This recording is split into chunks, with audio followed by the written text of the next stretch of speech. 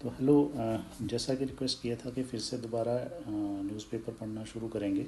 तो आज 16 नवंबर का Sunday edition of Indian Express से शुरू करेंगे। तो मेजर इवेंट्स और मेजर न्यूज़पेपर उसकी रीजनिंग के ही फोकस रहेगा। तो मेजर इवेंट्स को सिर्फ नोट करते जाना है, उसमें जो कीवर्ड्स आएंगे उसको अपने ओन टाइम में रिवाइज़ कर लेना है।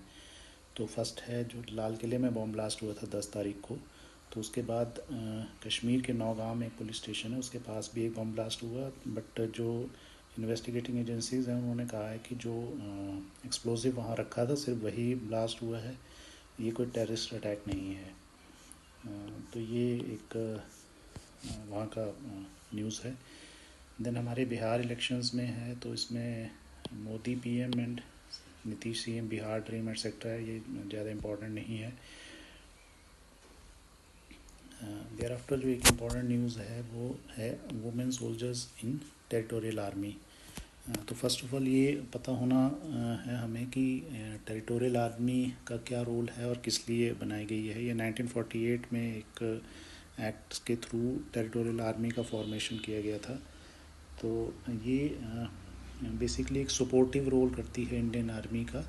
नॉन कॉम्बैटिव रहेगी, मतलब उनको लड़ाई वगैरह में नहीं जाना होता, लेकिन सपोर्टिव रोल में रहेगा। फॉर एग्जांपल सिक्योरिटी है, देन इको टास्क फोर्स है, जैसे एक स्पेसिफिक दिया है उसमें, वो भी टेरिटोरियल आर्मी के अंडर दी होती है। इसमें ऑनरी रैंक्स दिए होते हैं। जो नोटेबल पॉलिटिशियंस और पर्सन हैं जैसे सचिन तेंदुलकर है, अनुराग सिंह ठाकुर है, ये लोग भी टेरिटोरियल आर्मी में ऑफिसर्स बने हुए हैं। और ये एक पब्लिसाइज करने के पॉइंट ऑफ व्यू से इनको बनाया गया है। तो एक वुमेन एम्पावरमेंट भी है इसमें, क्योंकि वुमेन को ऐड ऑन किया गया है इसमें। उस पॉइंट ऑफ व्यू से भी ये न्यूज़ इम्पॉर्टेंट है। तो एक एग्जांपल के तौर पे है बेसिकली वुमेन एम्पावरमेंट में। देयर आफ्टर जो एक इम्पॉर्टेंट इवेंट है 16th का, वो है नेशनल प्रेस डे है।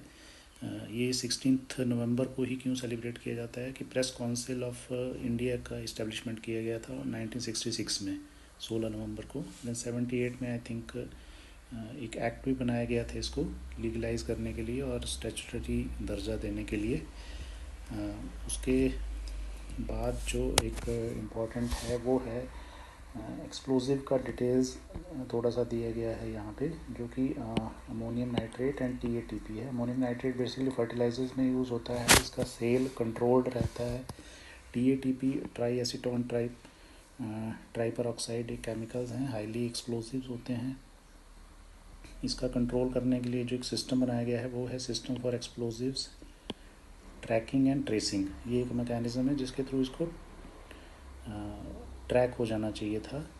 लार्जर क्वांटिटी में इसमें ये एक ऑर्गेनाइजेशन है PESO, petroleum and explosive safety organisation, इसके अंडर इसका कंट्रोल रेगुलेटरी कंट्रोल आता है। देन अदर एक्सप्लोजिव्स के भी नाम दिए हैं, आरडीएक्स है, टीएनटी है। देन अदर कंट्रीज़ में जो इनको यूज़ करते हुए बम ब्लास्ट हुए हैं उसकी डिटेल्स दी है। हालांकि ये इंपॉर्टेंट नहीं है, बट अमोनियम नाइट्रेट ये कन्फिग्रेशन आ सकती है, टीएटीपी क्या है, कौन ऑर्गेनाइजेशन इसको कंट्रोल करती है, क्या ये रेगुलेटरी मैकेनिज्म का फेलियर है, इस पॉइंट ऑफ व्यू से इसको समझने की कोशिश करनी है।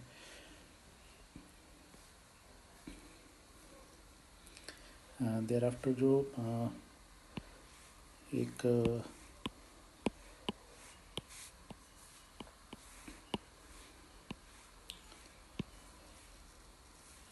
उसके बाद जो इंडियन एक्सप्रेस के जो ऑफिशियल एडिटर्स होते हैं, जैसे यहाँ पे नीरजा चौधरी हैं, ये कंट्रीब्यूटिंग एडिटर हैं जिन्होंने लास्ट 11th लोकसभा इलेक्शंस को भी कवर किया था।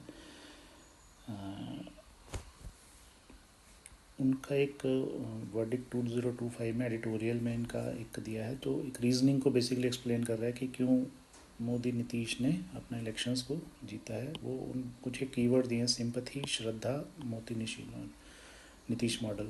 सिंपथी किस लिए? नीतीश कुमार जो एज्ड हो रखे हैं, जो इन्होंने 10th टाइम बनने जा रहे हैं, 20 साल से ये सीएम रहे हैं, तो सिंपथी और उस काम के प्रति श्रद्धा, वो उस पॉइंट ऑफ व्यू से इन्होंने इसको जोड़ा है। देन जो एक रीज़न और दिया था इन्होंने, वो एक बैकवर्डनेस है, जो ईबीसी एक टर्म है, एक्सट्रीमली बैकवर्ड कास्ट, वो एक एरिया है।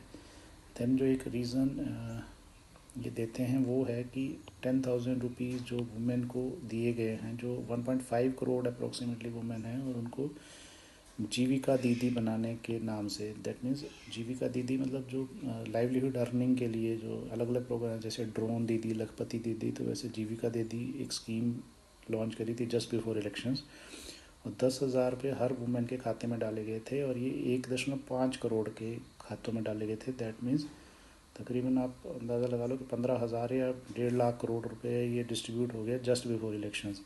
और इम्पॉर्टेंट इसलिए है ये कि जो बिहार की फैमिलीज़ हैं उनकी पर कैपिटा इनकम है, सोशल जस्टिस की बात कर रहे हैं यहाँ पे, वो कंपैरिजन भी कर सकते हैं खुद ही कि जो पर कैपिटा इनकम है वो लेस देन नेशनल एवरेज से है, और 64%, 64% फैमिलीज़ एक महीने में उनकी इनकम ही 10,000 से नीचे है। तो अगर उन वुमेन को 10,000, उन फैमिलीज़ को 10,000 वन टाइम दे दी जा रही हैं, तो उनको होप है कि नेक्स्ट स्टिंट में और भी ज़्यादा पैसा मिल सकता है। तो ये एक फैक्टर भी रहा है जो कि ये डिसाइड करती हैं कि ये उनके बीजेपी की विन का रहा है, जीतने का रहा है। देन अलग अलग ओपिनियंस हैं इसके बाद में, बीजेपी, मोदी, फलक्रम, अलग अलग अपने अपने ओपिनियंस दिए हैं। देन एक इंटरेस्टिंग वर्ड ज्ञानादेश यूज़ किया है, क्योंकि ज्ञानेश मिश्रा आई थिंक जो हमारे चीफ इलेक्शन कमिश्नर हैं, इलेक्शन कमीशन ऑफ इंडिया के, उनका जनादेश को ज्ञानादेश से जोड़ा है, और ईडी, सीबीआई, ईसी को बोल रहे हैं ये झारखंड मुक्ति मोर्चा जेएमएम के जो शिबू सोरेन हैं। देन एक एनालिसिस और करा है, और जो हमारे पॉलिटिकल सिस्टम का डेमोक्रेसी की एक शॉर्ट कमिंग भी बोली जा सकती है।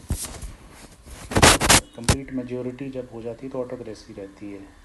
तो उसी के ऊपर एक्सप्लेन करने की कोशिश की है थ्रू स्टैटिस्टिक्स यहाँ पे, और एक बहुत ही अच्छा कंपैरिजन दिया है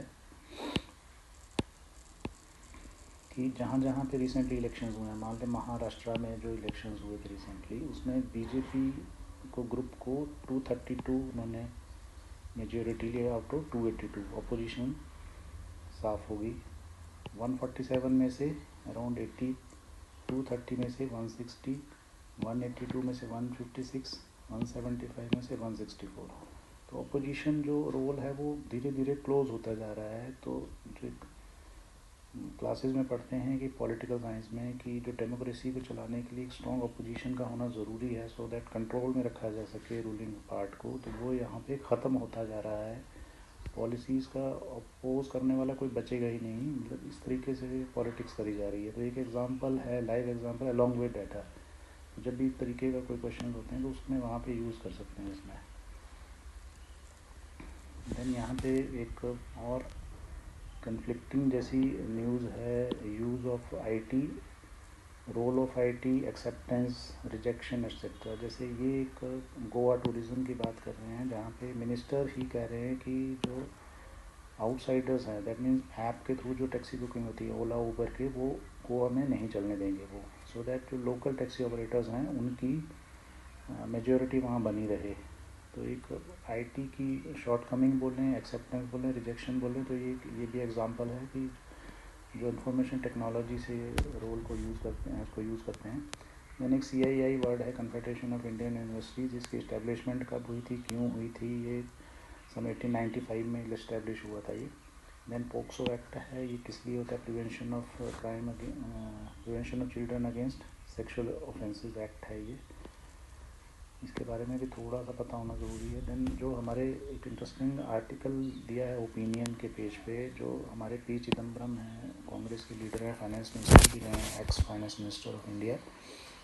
तो अब ये वोटर्स से बेसिकली ये अपील करने जा रहे हैं, इन्होंने अपना रोल भी एक्सेप्ट कर लिया है कि गवर्नमेंट में आना तो अब वो प्लानिंग नहीं है। वो प्लानिंग अब ये है कि एटलीस्ट विपक्ष में रह पाएँ, ऑपोजिशन में रह पाएँ और सरवाइव कर पाएँ। ये भी सबसे ज़्यादा जो इसको दे रहे हैं 10,000 ही, 10,000 जो डिस्ट्रीब्यूट हुआ है before, during and after the polling, जो ये डिस्ट्रीब्यूट हुआ है उस पर इनका कमेंट किया है इन्होंने। तो अब एज ए ऑपोजिशन वो क्या चाह रहे हैं, साथ ही साथ इन्होंने इलेक्शन कमीशन को भी इन्होंने पॉइंट आउट किया है कि जो इलेक्शन कमीशन ने मुख्यमंत्री महिला रोजगार योजना प्राइम मिनिस्टर ने जस्ट बिफोर पोलिंग की 10,000 डिस्ट्रीब्यूट किए गए। अभी ये तो कह रहे हैं कि बिफोर भी हुआ, ड्यूरिंग इलेक्शन भी बांटा गया, तो वो एक एलिगेशन ही है बेसिकली इलेक्शन कमीशन के अगेंस्ट में।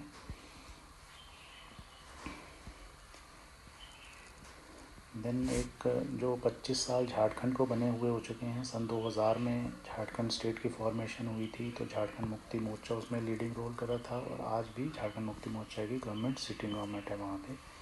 देन टैरिफ्स को लेके जो ट्रंप के रोल्स हैं कि कौन से आइटम पे टैरिफ लग रहा है हट रहा है, ये कंटिन्यूस ऑनगोइंग न्यूज़ है, but at least impact of tariff, role of world trade organisation, position of India, foreign policy, ये सारे कनेक्टेड इश्यूज हैं।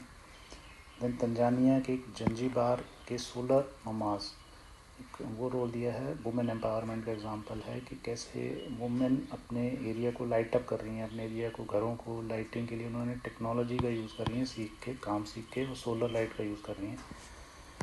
देन इलेक्ट्रिकल व्हीकल, यहाँ पे भी ये एक ट्रेड टेररिज्म को एक्सप्लेन कर रहा है बेसिकली कि चाइना जो रेयर अर्थ मैग्नेट है, एक रेयर अर्थ मटेरियल होता है जो कि इलेक्ट्रिकल व्हीकल्स और पीसीबीज और ये चिप्स वगैरह बनाने में यूज़ होता है। चिप्स वो खाने वाले चिप्स नहीं हैं, चिप्स जो मोबाइल पीसीबी में यूज़ होते हैं, छोटी छोटी आईसीज जो इलेक्ट्रॉनिक कंपोनेंट है, तो वो मेजर सप्लायर जो 80% का सप्लायर जो चाइना है, तो चाइना ने उसको रोक दिया है कि अब हम सबको नहीं देंगे, कुछ एक के साथ ही देंगे। तो मान लें अगर ऐसा होता है तो इंडिया की जो इलेक्ट्रिकल व्हीकल इंडस्ट्री है वो डंप हो जाएगी, वो स्लो हो जाएगी, बहुत नीचे चली जाएगी।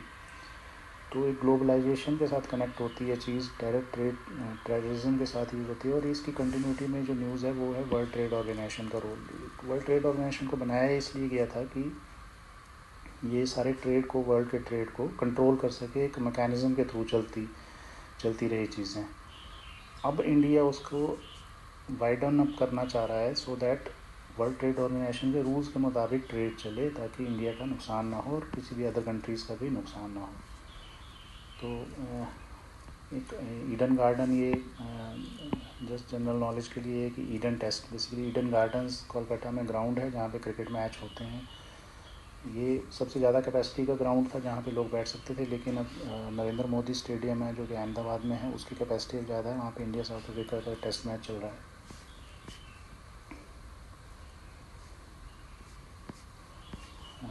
तो यही मेजर न्यूज़ हैं। एक जो न्यूज़ है वो है अमोल पालेकर के बारे में है। ये अमोल पालेकर नहीं, सॉरी, अनमोल मजूमदार है।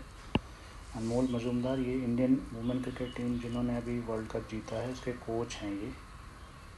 तो ये खुद भी बहुत अच्छे प्लेयर रहे हैं, लेकिन इंटरनेशनल क्रिकेट में इनको नहीं चांस मिला है। लेकिन ये तेंदुलकर के कोच जो रमाकांत आचरेकर थे, उनके साथ इनकी ट्रेनिंग हुई है। यही मेजर न्यूज़ हैं जिस पे फोकस करने की ज़रूरत है। So thank you and